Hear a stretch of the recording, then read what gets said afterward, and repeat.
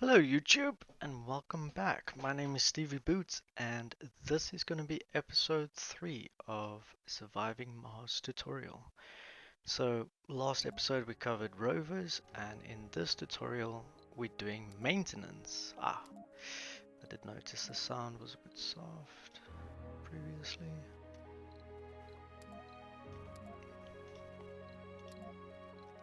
Right, so without further ado, let's get into it.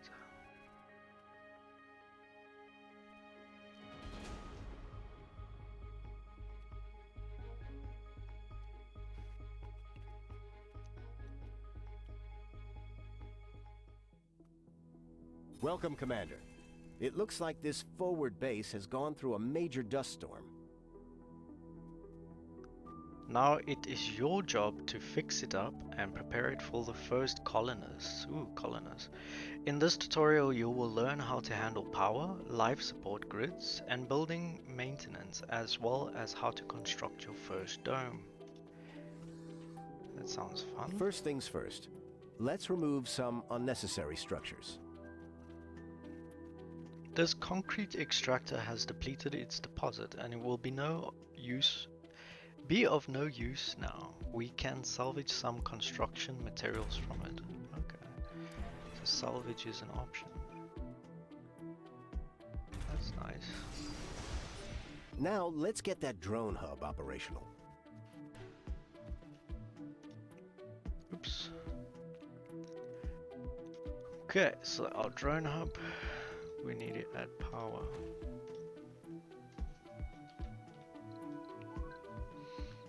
Let's speed things up a bit. So now this is interesting. We're gonna see what colonists do. It's like a whole new element. Yes, it is.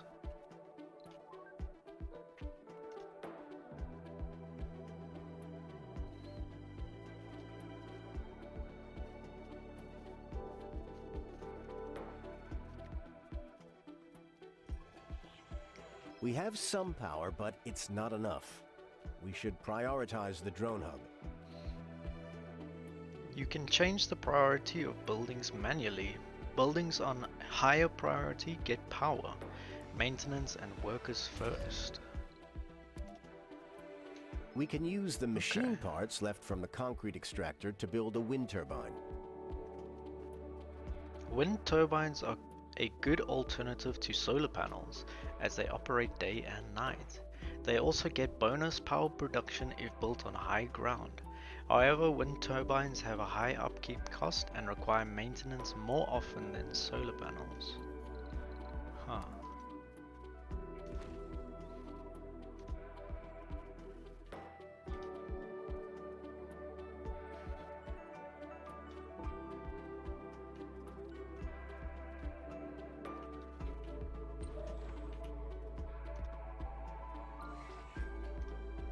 Even with the wind turbine, there won't be enough electricity to power the base, especially during the night. Solar panels provide power only during the day, and we don't have accumulators to compensate at night. You can set some of the base buildings to automatically turn off at night using the building shifts. There are 3 shifts: first shift, second shift, and night shift. Buildings will require power, resources, and workers only during their active shifts. Okay, so we have some shift things. You managed to get things operational, but this won't last, as buildings require maintenance, and we are out of resources. Buildings require maintenance with resources roughly every 67 souls. Buildings that don't get maintenance break and won't function until repaired. To showcase this, we have simulated a breakdown of your solar panels. Drones will automatically repair this breakdown provided that there are metals in range of their controller. Okay, so let's slow things down a bit. We need metals. Yeah. So let's go over here. Wait, We need more metals to secure this base. Use the RC transport to collect some metals and transport them back. The RC transport can mine surface metals deposits. Use it to gather 20 to 30 metals and bring them back to the base. You can use these metals to set up additional solar panels and power up everything. Okay, well, of course.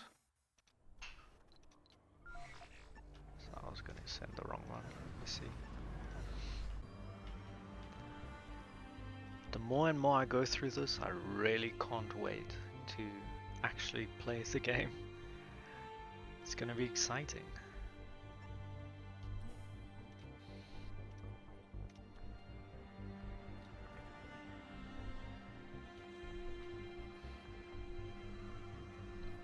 Good job. However, we need more than just metals. Fortunately, we can call a resupply rocket from Earth. Using rockets to resupply from Earth is the best way to secure resources early on. You'll need funding to buy the resources, but your sponsor usually will provide you with enough to get a basic colony up and running. Wow, okay. So, we have cargo rockets now. Polymers. We need 20 of each. Oops.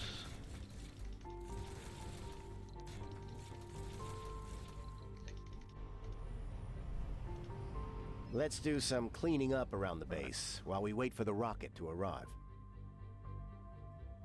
The remains of destroyed or salvaged buildings will obstruct other constructions. To clear such ruins, you'll need to research the decommission protocol technology in the engineering field.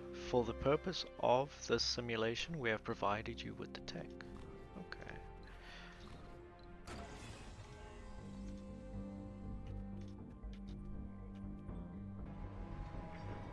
Now, let's remove some of the unnecessary cables. You can use the salvage tool in the build menu to remove cables and pipes, as well as an alternative way to salvage buildings.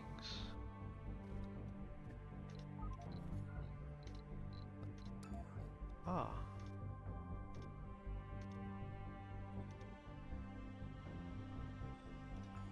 Wait for the arrival of the rocket and then land it near the base. Remember, you can speed up time.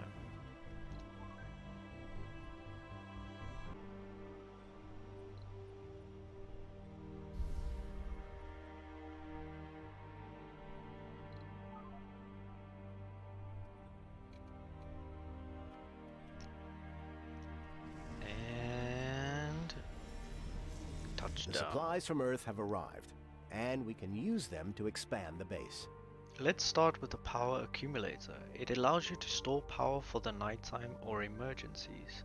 Keep in mind that accumulators have a capped maximum output, so a single one may not be enough to power all buildings at night. Let's see. So, let's add it here. Over here.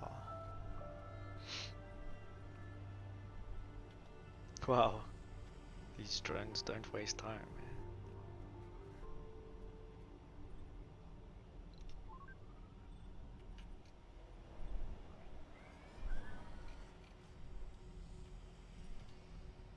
Water is essential for a sustainable Martian colony. Fortunately, there is a water deposit nearby. Let us build a water extractor near the deposit. All extractors must be placed near a deposit of the corresponding type. Remember to then connect it with power. You may also have to build more power producers to generate the required power. Use the build menu to construct a water extractor near the water deposit. Then, power it up. And power it up. So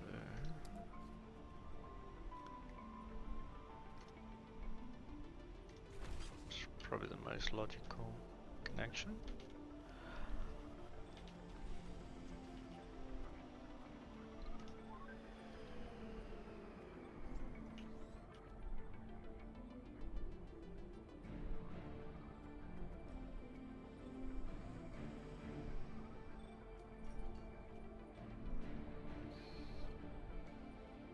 Resources are low.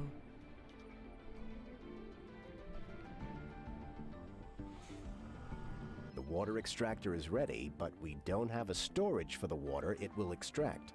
We will need water for domes, farming and polymer production, but for now we don't have any of that, so we can store some water in a water tower. Storages are important safety measures for your colony, as they will provide water, oxygen, or power in the case of a producer breaking down or ceasing operation during a disaster. Interesting. So we're adding a water tower.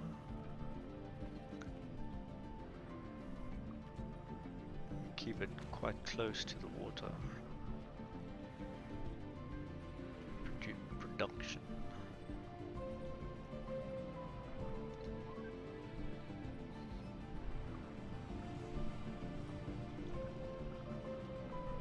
So now we need to connect some pipes. Just keep it simple.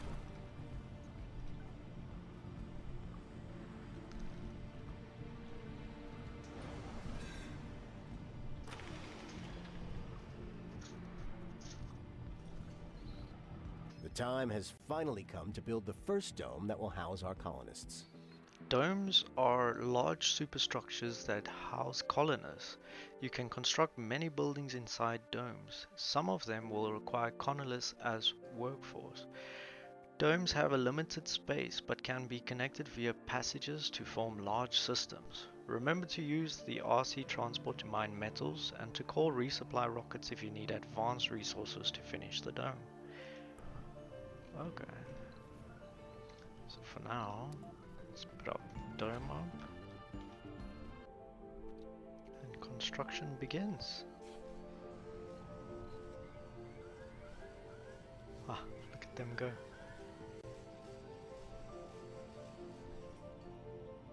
The dome is complete, but we have to supply it with water, power, and oxygen before we can use it. Domes require life support, namely water, power, and oxygen. Connect the dome to the existing power and water infrastructure. You may need to build additional power producers. For oxygen, you will need to construct a MOXIE, a device that extracts oxygen from the carbon dioxide in the Martian atmosphere. Once the MOXIE is ready and powered up, connect it to the dome pipes. It may be wise to build an oxygen storage as well. Okay. So MOXIE. Let's place it over here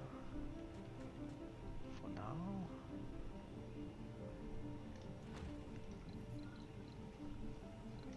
Give it pipes.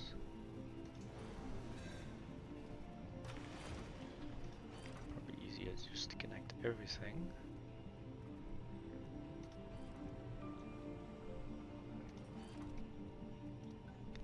And then power it all up.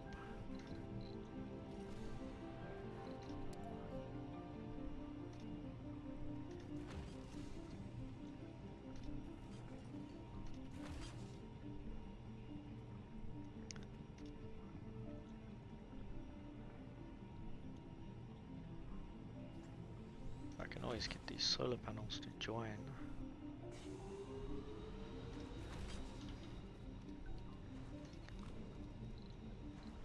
Let's rebuild these. Maybe add another power accumulator close to these.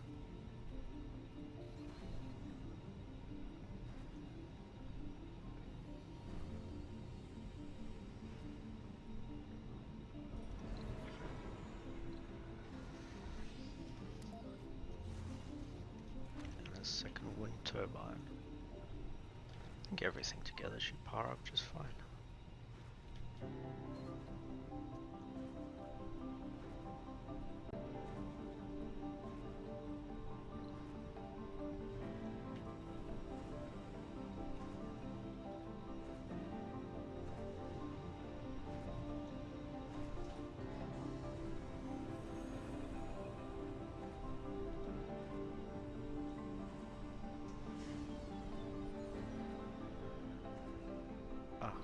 Metals. forgot about you.